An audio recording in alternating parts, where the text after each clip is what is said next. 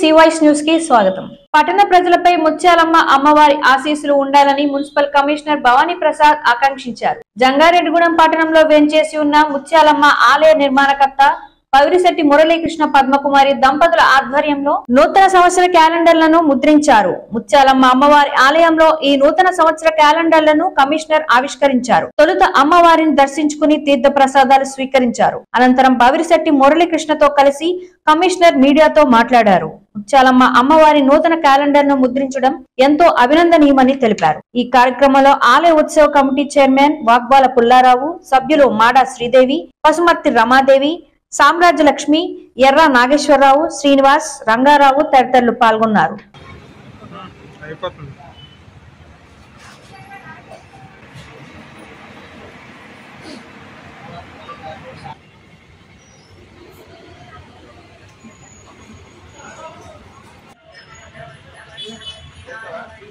శ్రీ చక్ర సహిత శ్రీ శ్రీ శ్రీ ముత్యాలమ్మ అమ్మవారి ఆలయంలో ఈరోజు 24 సంవత్సరము యొక్క క్యాలెండర్ ఆవిష్కరణ కార్యక్రమం జరుగుతుంది।